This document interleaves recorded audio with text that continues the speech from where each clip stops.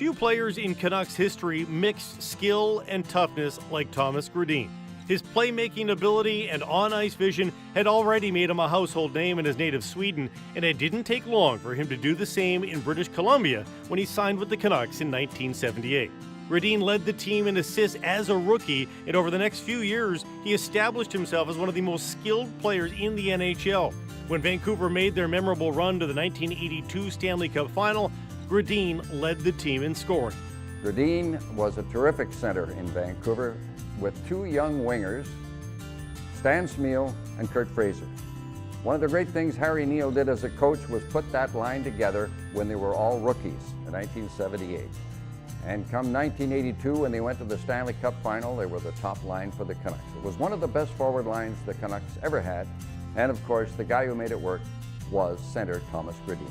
Thomas was the classic Swede, skating-wise, his finesse just made us better players. We naturally, as line mates on the ice, fit in together very quickly. But it was the off-ice that we got to know each other and became friends. As good as he was with the puck, it was Gradin's toughness that made him an impact player, according to Craig Button. One of the really understated parts of ThomasGradin's game was his toughness.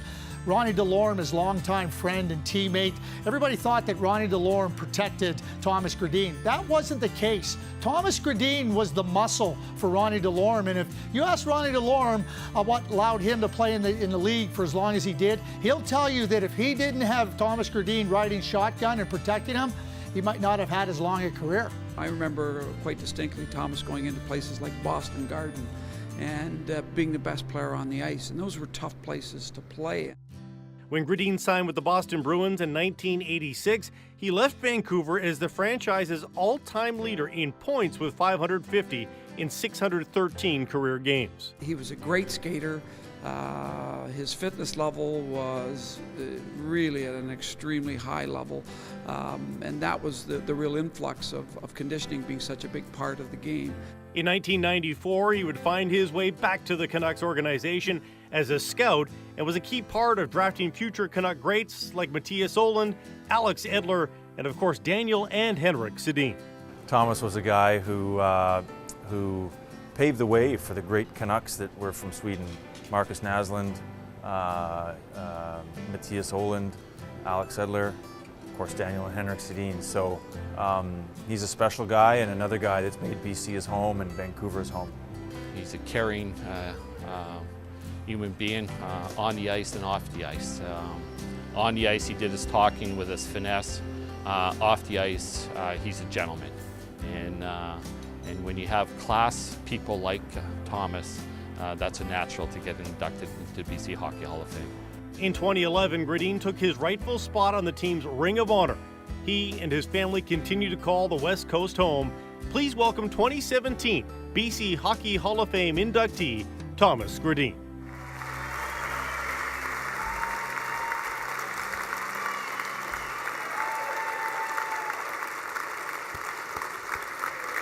And would Stan Smeel please come forward for the presentation?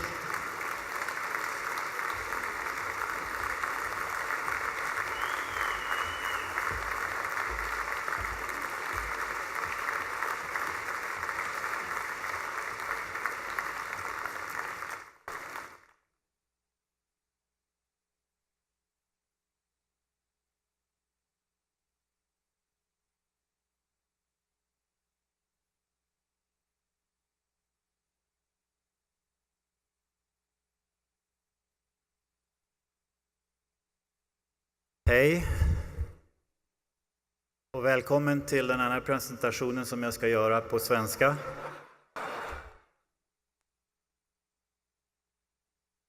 I guess you don't know Swedish? Okay, I'll take the English version then.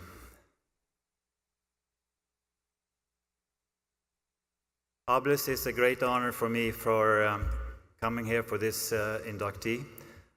First of all, I will also to congratulate the previous guys, Tony and all the rest of them. It's a very good group of people that I'll be surrounded in. I also would like to thank the BC Hall of Fame and the committee members, and particularly Bernie Pascal and Bruce Judd for this honor. It's for sure a humbling experience to read this recognition for doing something that I have loved all my life. It's a little bit early in my hockey years, at age 13. That's where I was starting to find my way to maybe higher grounds. I was still so young, playing for a senior team in Division 3 of Sweden, that my father had to take his car to pick me up on road games. So we went to play a road game about 2 or 3 hours from home, but I wasn't allowed to go in the bus with the rest of the teammates on the way back. I think you might suspect why they wouldn't let me be in the bus on the way back.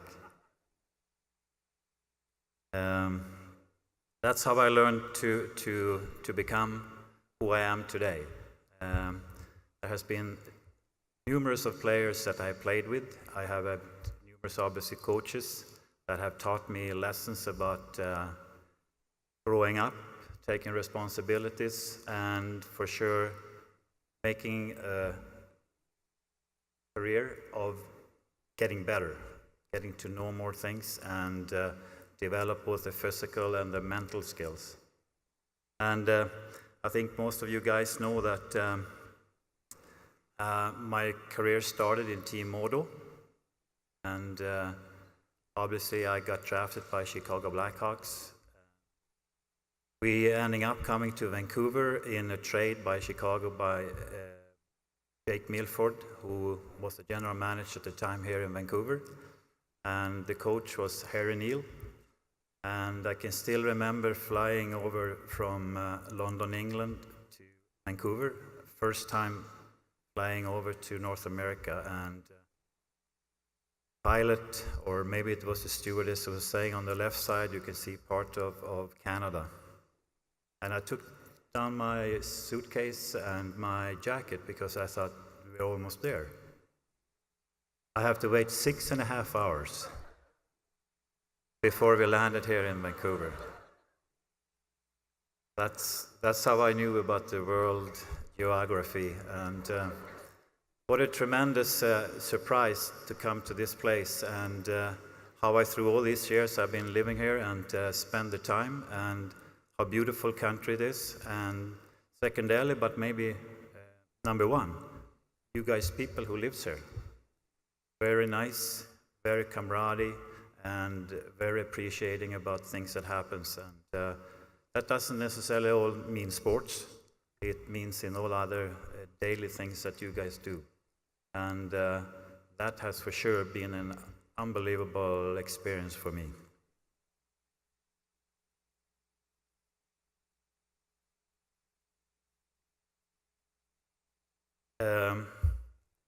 I have numerous of stories to be told about experience when it comes to the hockey business, and one of my first times I came on the ice on P&E in the Pacific Coliseum. As you all know, there were some practice rinks on the beside the P&E, and that's where we were doing the first scrimmages before training camp started. And players like Stan Smyl was there, Kurt Fraser, but there was particularly one guy who is here tonight, and who was there, and his name was Jack McElhargy.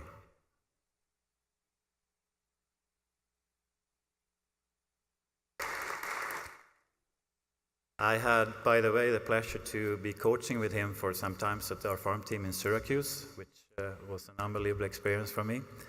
But the story I have to tell, though, is that I came on the ice, and at that time in 1978, it wasn't that common that you were dribbling on the blue line, that you were passing behind the legs, some fancy moves that most Canadians maybe haven't even been seen. So we were doing some drills, and I was coming down one-on-one on Jack, and I went left, right, this, went by him. Then the second time comes up, and the puck comes to me. I go down to the defensive zone, go through the neutral zone, and going one-on-one on Jack, and No. He just skated up to me and said, "You know what, Mr. Gradin, you can't stick kind of with broken arms."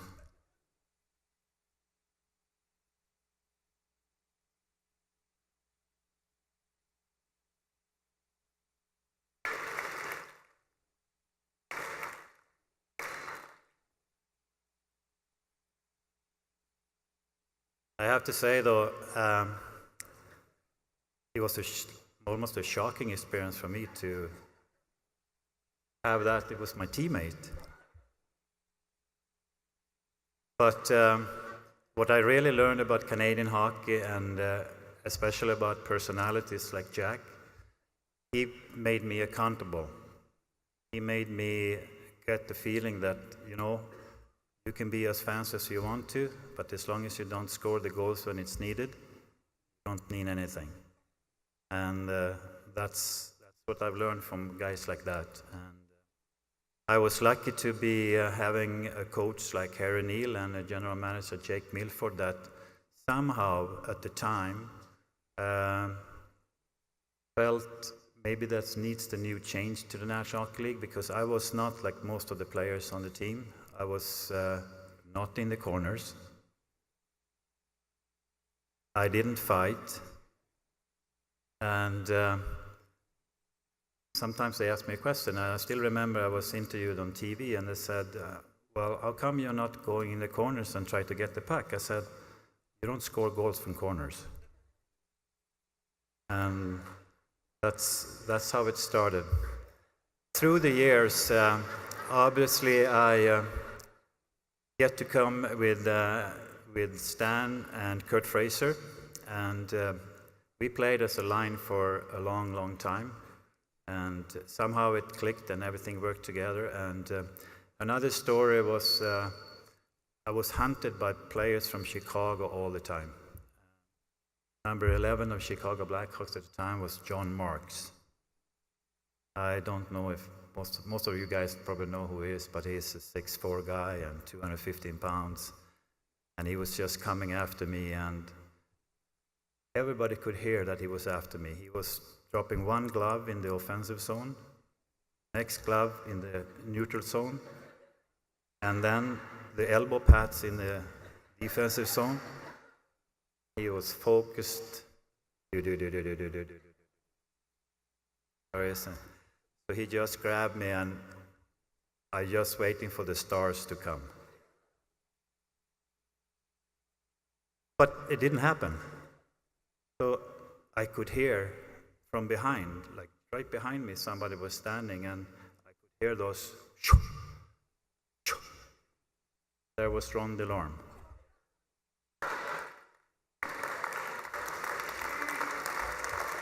So he was whispering in my ear. He said, "Don't worry, I'm here."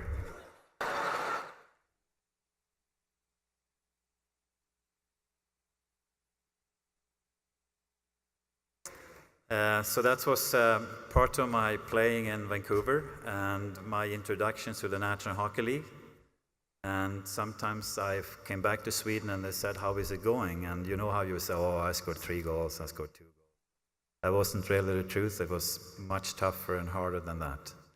And without having to play with Stan and Kurt on my line, I'm not so sure I have had a hockey career in the National Hockey League. And also having guys like Jack McIlhager, Harold Snaps, and Stan Smil on the lineup to both make sure that the passes I made went to the net or being protected in the corners.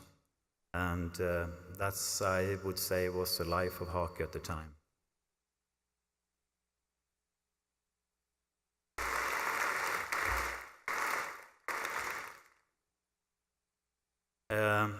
After some time of going to Sweden, I had the opportunity when Pat Quinn was the general manager here to start working for Canucks again as a scout.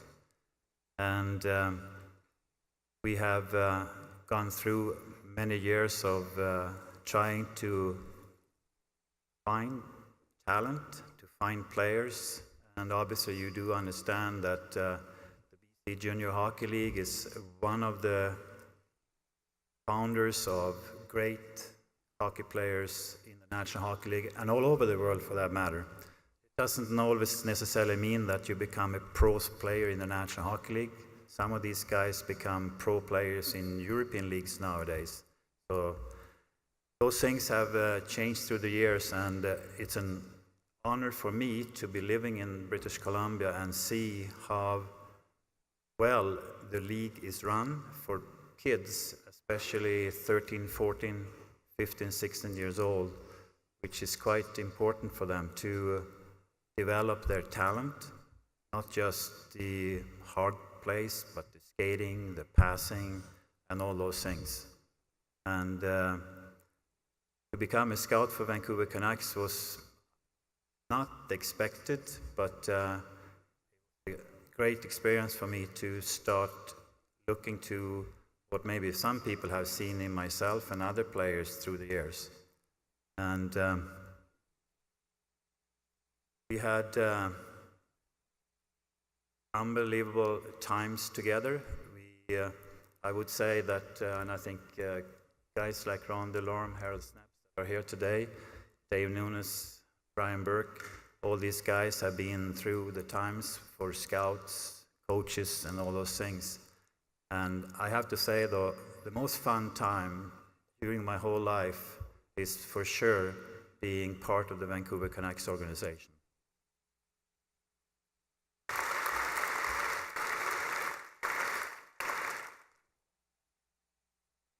And obviously you all know that some of the players that most of the time are making the team become good are acquired by drafts, and some are acquired by trades, and for that you need good leadership.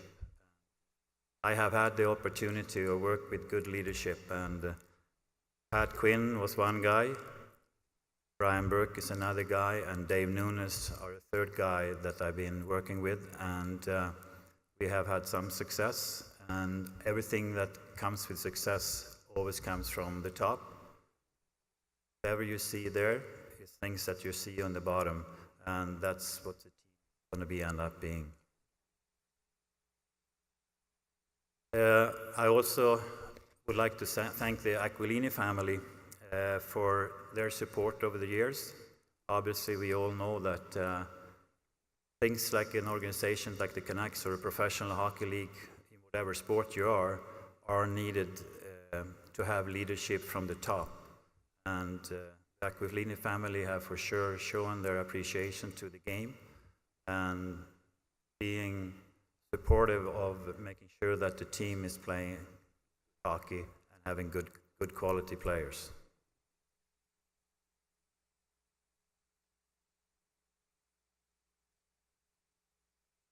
I think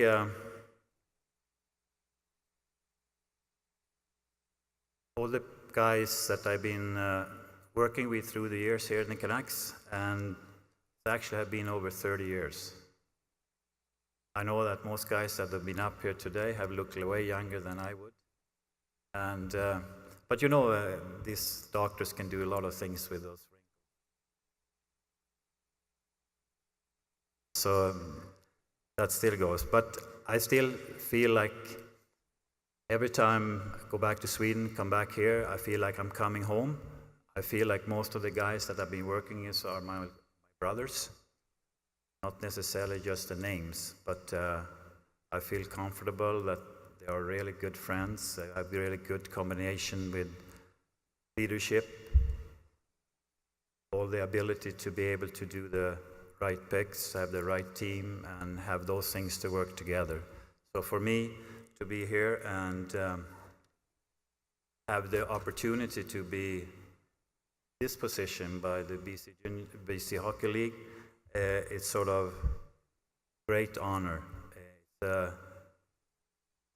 hard to describe. I can describe it in Swedish better than I can do in English, but I would like to for sure thank the people that have maybe be inducted to this, and I would also like to thank all my friends, my wife, Kathy, Steve Tambellini, I see over there, Quinn family, and Mike Penny.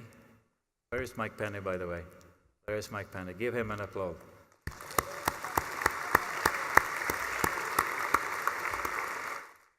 And Mr. Delamore, where is he? This Ron Delorme. Oh, he's over there. Yeah. He sits with the teammates of Harold Snepps and Tim Lenarden. Steamer sits there, and such great guys, and actually very honored to be working with these people. And as you all maybe know that too, my son Adam have been coming over here from Sweden, and my daughter Linda, who lives in New York at the time, is over here to be part of this celebration. And thanks for coming.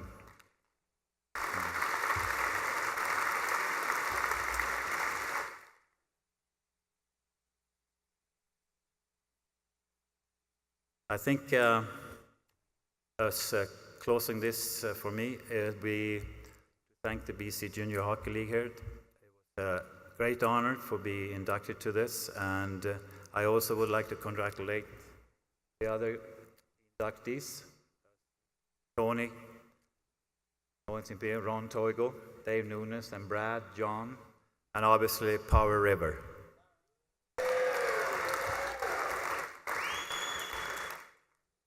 Somehow I knew that if I said Power River, I get an applause. Thanks very much for having me, and enjoy the evening.